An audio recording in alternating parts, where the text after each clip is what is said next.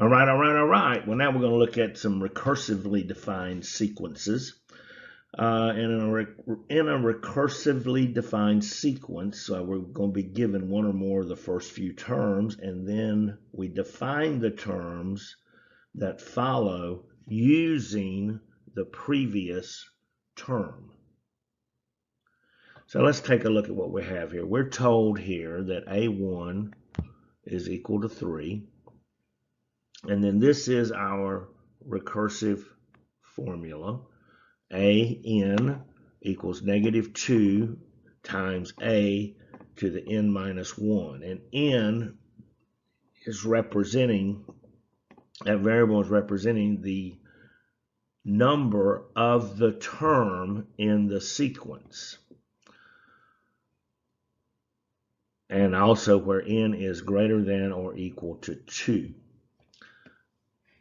And I consider a recursively defined sequence as kind of like a loop, if you will. We make a calculation, we find that term, let's say in this case, we'll first find the second term of the sequence, which, by the way, our instructions here are to find the sixth term.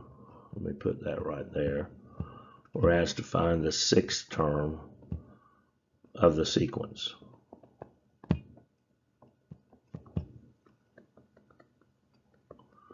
Now we're going to do one by hand, and then we're going to do another one, and we're going to do it by the calculator.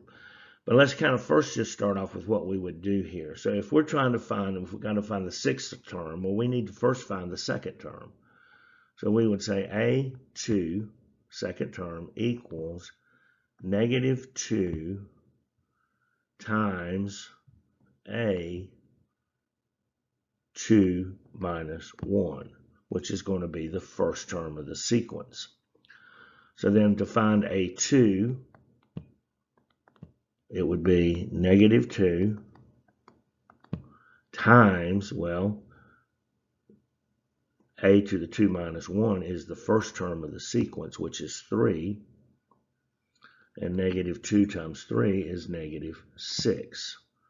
Now to find the third term of the sequence, as we're moving towards finding the sixth term, well, I've got -2, and this time my n is 3, so I'd have 3 minus 1. In other words, I'm going to use the second term of the sequence,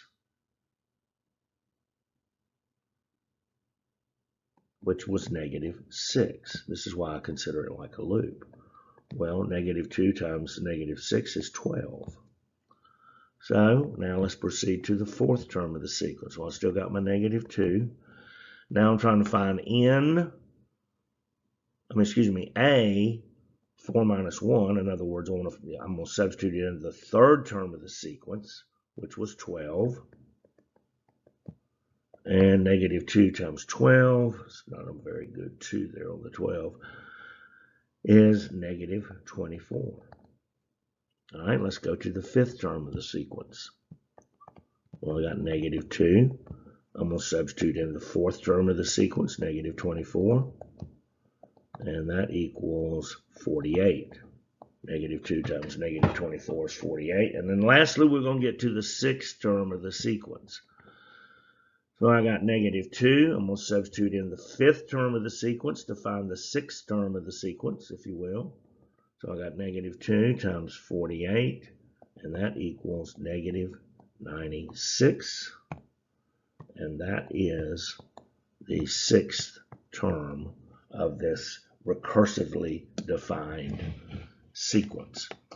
Now we're going to jump over and look at another one, and then we're going to just discuss the recursive formula, and then we're going to move to a TI-84 calculator and see how it can help us find terms in a recursively defined sequence. All right, before we move to the calculator, let's look at what our recursively defined sequence is and what information we are given. And you may want to jot this down or refer to, if you're in the pre-calculus textbook, 590, page 591, example 2B, or guided practice 2B. So we're told that A1 is equal to 8, and that our recursively defined sequence is AN times 2an minus 1, and then negative 7, subtracting 7, where n is greater than or equal to 2.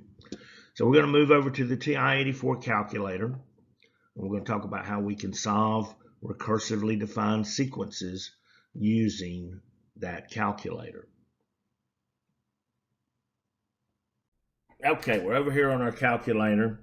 We're going to input a recursively defined sequence to help us give the answer to find the sixth term. And so recall the first term in our sequence is equal to 8.